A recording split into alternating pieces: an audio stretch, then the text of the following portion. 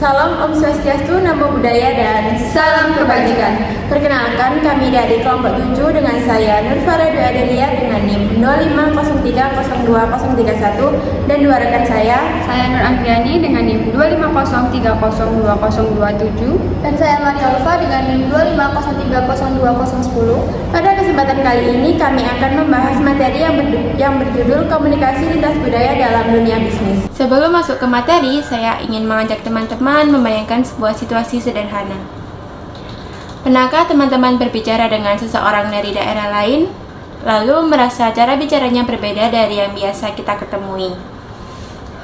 Misalnya, ketika kita berbicara dengan teman dari daerah tertentu yang memiliki intonasi lebih keras, terkadang kita mengira mereka sedang marah atau tersinggung. Padahal sebenarnya mereka berbicara secara normal sesuai dengan kebiasaan budaya yang mereka miliki. Saat ini dunia bisnis berkembang sangat cepat. Perusahaan tidak hanya berinteraksi dengan masyarakat dalam satu daerah, tetapi juga bekerja sama dengan orang-orang dari berbagai wilayah, bahkan berbagai negara. Karena itu, kemampuan memahami komunikasi lintas budaya menjadi sangat penting agar hubungan kerja tetap harmonis, tujuan bisnis tercapai, dan kesalahpahaman dapat diminimalkan.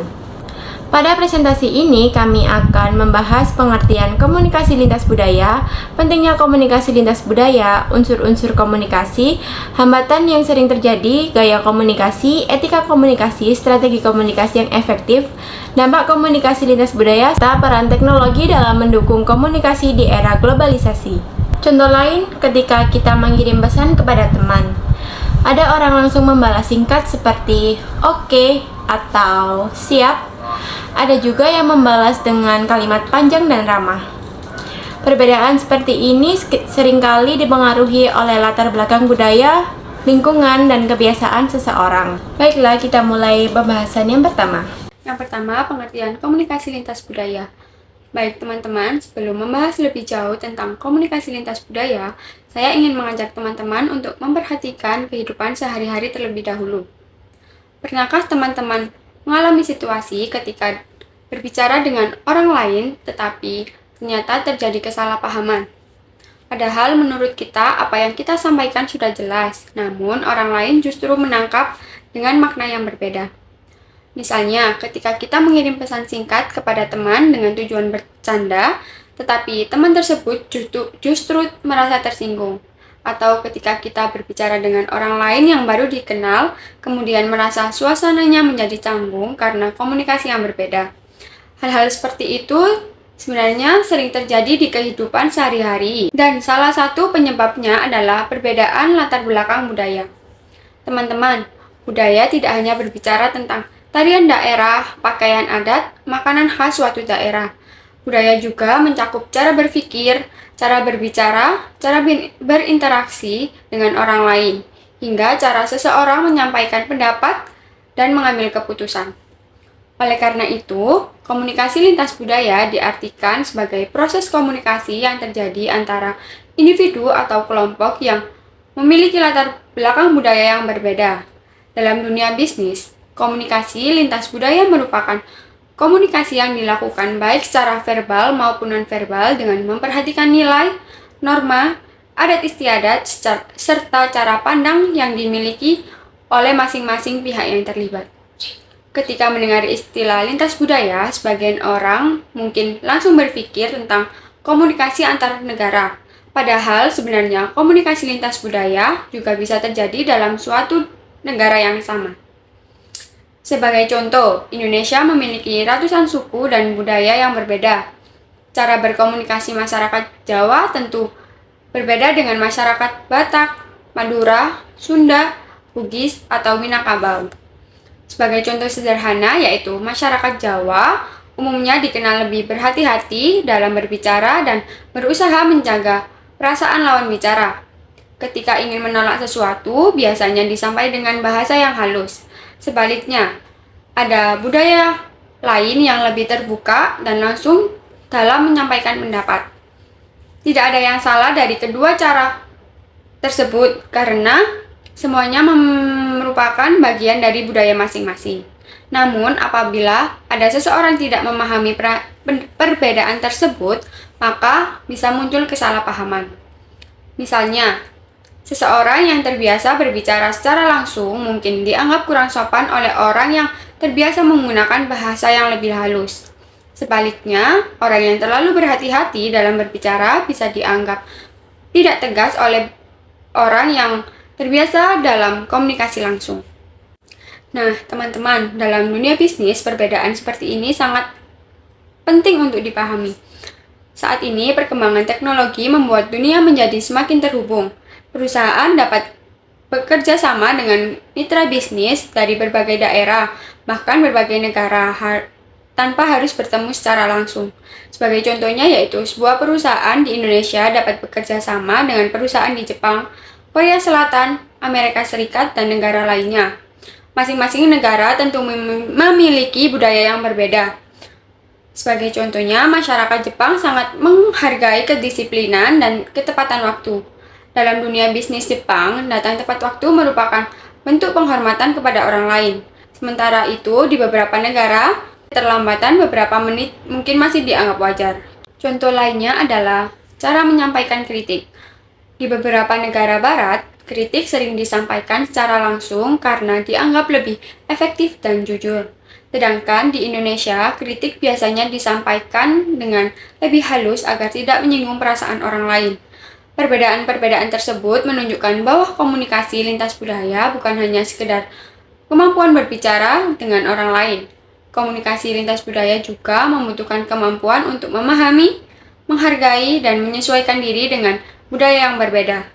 Dengan demikian, komunikasi dapat lebih efektif dan tujuan bisnis dapat tercapai dengan lebih baik. Yang kedua, pentingnya komunikasi lintas budaya. Teman-teman, mengapa sih komunikasi lintas budaya itu sangat penting? Alasan yang pertama adalah untuk mencegah konflik dan kesalahpahaman. Perbedaan budaya sering menyebabkan perbedaan cara berpikir dan cara berkomunikasi. Jika kita tidak memahami budaya orang lain, maka pesan yang sebenarnya baik bisa saja diterima secara berbeda. Misalnya, seorang atasan memberikan kritik secara langsung karena ingin memperbaiki kinerja bawahannya. Namun, bawahan yang berasal dari budaya tertentu mungkin merasa tersinggung karena menganggap kritik tersebut terlalu keras. Yang kedua, alasannya adalah meningkatkan efektivitas dan kerjasama. Saat ini, banyak perusahaan yang memiliki karyawan yang berasal dari latar belakang yang berbeda. Jika komunikasi berjalan dengan baik, maka pekerjaan akan menjadi efektif dan produktif. Yang ketiga adalah meningkatkan kreativitas dan inovasi. Orang-orang dari budaya berbeda memiliki pengalaman yang berbeda pula. Ketika berbagi ide tersebut digabungkan, maka akan muncul solusi yang lebih kreatif dan inovatif. Sebagai contohnya yaitu perusahaan internasional sering memanfaatkan keberagaman budaya untuk menciptakan produk yang dapat diterima oleh masyarakat di berbagai negara. Yang keempat adalah meningkatkan kemampuan pribadi. Dengan berinteraksi dengan berbagai budaya, kita belajar menjadi lebih terbuka, lebih toleran, lebih sabar, dan lebih menghargai perbedaan. Kemampuan tersebut tidak hanya bermanfaat dalam dunia kerja, tetapi juga dalam kehidupan sehari-hari. Baik, terima kasih. Selanjutnya saya akan menjelaskan mengenai unsur-unsur komunikasi lintas budaya dalam dunia bisnis. Jadi, unsur yang pertama adalah komunikator dan komunikan. Komunikator sendiri adalah pihak yang menyampaikan pesan atau informasi, sedangkan komunikan adalah pihak yang menerima pesan dan informasi tersebut. Dalam komunikasi lintas budaya, kedua pihak ini seringkali memiliki nilai dan pengalaman budaya yang berbeda tentunya. Unsur kedua adalah pesan. Pesan dapat berupa komunikasi verbal maupun komunikasi nonverbal. Untuk komunikasi verbal sendiri bisa menggunakan kata-kata baik secara lisan ataupun dengan tulisan, sedangkan komunikasi nonverbal bisa menggunakan ekspresi wajah, bahasa tubuh, kontak mata, gerakan tangan, dan juga nada suara. Sebagai contoh, senyuman di Indonesia yang biasanya dianggap sebagai tanda keramahan, tetapi dalam beberapa budaya lainnya bisa juga ekspresi tertentu itu memiliki arti yang berbeda. Unsur ketiga adalah persepsi. Persepsi merupakan cara seseorang memahami dan menafsirkan informasi. Karena latar belakang budaya Indonesia yang berbeda, maka persepsi terhadap suatu pesan juga bisa dapat berbeda. Unsur keempat adalah kode kebudayaan. Kode kebudayaan merupakan aturan tidak tertulis yang berlaku dalam suatu kelompok masyarakat. Contohnya cara menyapa orang yang lebih tua, dalam cara berpakaian, sampai etika saat berbicara. Unsur kelima adalah nilai dan keyakinan. Nilai sendiri merupakan prinsip yang dianggap penting oleh suatu kelompok budaya. Contohnya nilai kedisiplinan, kerja keras, atau kebersamaan. Unsur keenam adalah saluran komunikasi. Saluran komunikasi dapat berupa komunikasi langsung maupun melalui media seperti telepon, email, media sosial, dan video call atau video conference. Unsur terakhir adalah konteks, ruang, dan waktu. Konteks, ruang, dan waktu sangat mempengaruhi makna komunikasi. Cara kita berbicara saat rapat tentu berbeda dengan cara berbicara saat berkumpul bersama teman. Baik, selanjutnya saya akan membahas mengenai hambatan-hambatan yang ada dalam komunikasi lintas budaya dalam dunia bisnis. Jadi, dalam komunikasi lintas budaya sendiri terdapat beberapa hambatan yang biasanya itu sering kali terjadi. Hambatan-hambatan ini dapat menyebabkan pesan yang disampaikan menjadi tidak diterima sesuai dengan maksud sebenarnya, maksud yang mau dituju sebenarnya. Jadi, untuk hambatan yang pertama adalah etnosentrisme. Etnosentrisme merupakan hambatan atau sikap yang menganggap budaya sendiri itu lebih baik daripada budaya lain. Sikap ini dapat membuat seseorang menjadi sulit untuk menerima perbedaan dan cenderung menilai budaya lain itu berdasarkan standar yang budaya sendiri. Contohnya, seseorang menganggap cara berbicara, cara berpakaian, atau kebiasaan dari budaya lain kurang tepat hanya karena berbeda dengan budaya yang dimiliki atau budaya yang dimiliki sendiri. Padahal setiap budaya memiliki nilai dan aturan yang berbeda-beda kan. Jadi untuk hambatan yang kedua adalah stereotip dan prasangka. Stereotip adalah anggapan umum terhadap suatu kelompok tertentu yang belum tentu benar. Seringkali seseorang memberikan penilaian terhadap orang lain hanya karena berdasarkan informasi yang terbatas atau informasi yang diperoleh itu tidak pasti.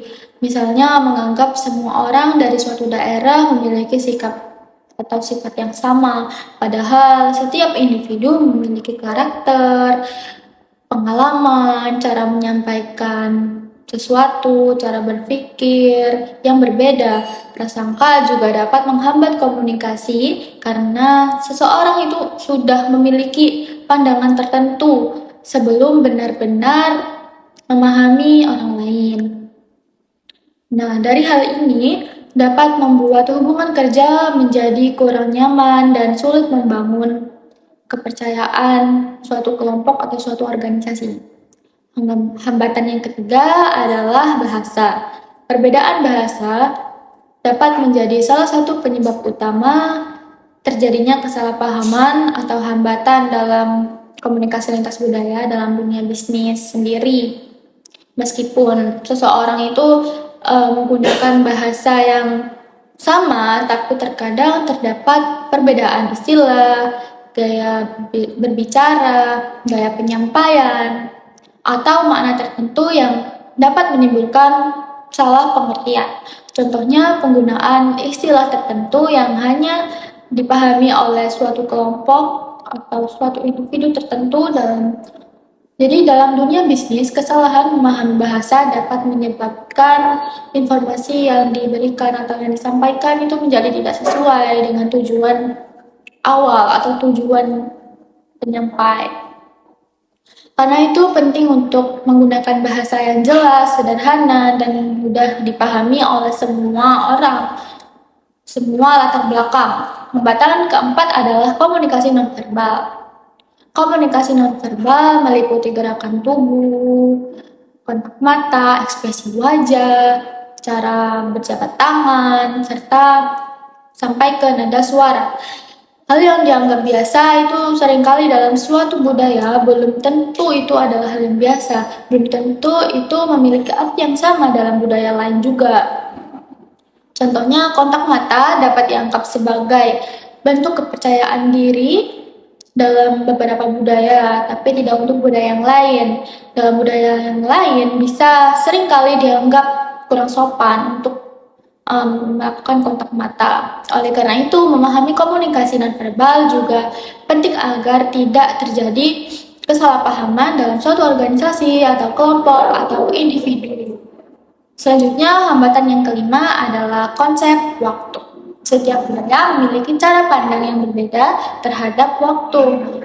Sebagian budaya sangat menghargai ketepatan waktu dan menganggap datang terlambat itu sebagai hal yang kurang baik atau kurang sopan, kurang menaati peraturan. Sedangkan budaya lain lebih fleksibel dalam memahami waktu dan lebih mengutamakan hubungan sosial terlebih dahulu. Nah, maka dari itu dalam dunia bisnis, perbedaan konsep waktu juga dapat mempengaruhi jadwal pertemuan, penyelesaian, pekerjaan, dan proses pengambilan keputusan. Hambatan terakhir adalah perbedaan konteks komunikasi. Perbedaan konteks komunikasi ada budaya yang menyampaikan pesan itu secara langsung dan ada budaya lain yang lebih menyukai pesan itu tersirat atau kayak memakai bahasa yang lain gitu.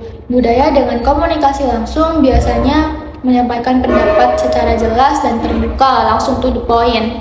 Sedangkan budaya yang menggunakan komunikasi dengan tidak langsung atau dengan tersirat lebih memperhatikan cara menyampaikan agar tidak menyinggung perasaan suatu organisasi lain atau kelompok lain atau individu yang lain. Perbedaan ini dapat menjadi hambatan apabila seseorang tidak memahami gaya komunikasi lawan bicaranya.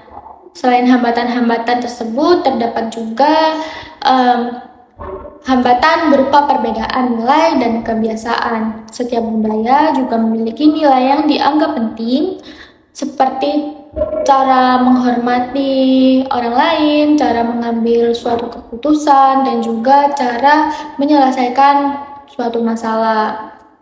Dalam lingkungan bisnis, perbedaan nilai dapat mempengaruhi cara seseorang untuk bekerja dalam tim maupun saat melakukan kerjasama.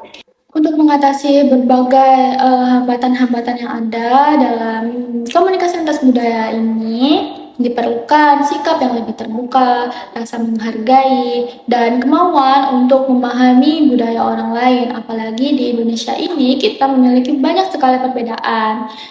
Jadi kita tidak harus menghilangkan perbedaan budaya, tetapi belajar bagaimana berkomunikasi dengan baik di tengah perbedaan yang ada seperti di Indonesia ini. Dengan memahami hambatan komunikasi lintas budaya, hubungan individu ataupun kelompok, antar individu ataupun kelompok maupun hubungan antar kerjasama bisnis dapat berjalan lebih efektif dan juga harmonis. Jadi itu saja untuk hambatan-hambatan yang ada dalam komunikasi lintas budaya. Selanjutnya akan dijelaskan dengan teman saya. Dari materi yang kita paparkan, dapat disimpulkan bahwa komunikasi lintas budaya merupakan kemampuan yang sangat penting dalam dunia bisnis modern. Perbedaan budaya memang dapat menjadi tantangan, tetapi juga dapat menjadi peluang untuk meningkatkan kreativitas, inovasi, dan kerjasama. Oleh karena itu, kita perlu memiliki sikap terbuka, menghargai perbedaan, serta mampu menyesuaikan diri dengan budaya orang lain. Dengan komunikasi yang efektif, hubungan bisnis dapat berjalan lebih baik dan tujuan organisasi dapat tercapai secara optimal. Demikian presentasi dari kelompok kami mengenai komunikasi lintas budaya dalam dunia bisnis. Kami berharap materi yang telah kami sampaikan dapat menambah wawasan dan pemahaman kita semua mengenai pentingnya menghargai perbedaan budaya dalam kehidupan sehari-hari maupun dalam dunia kerja.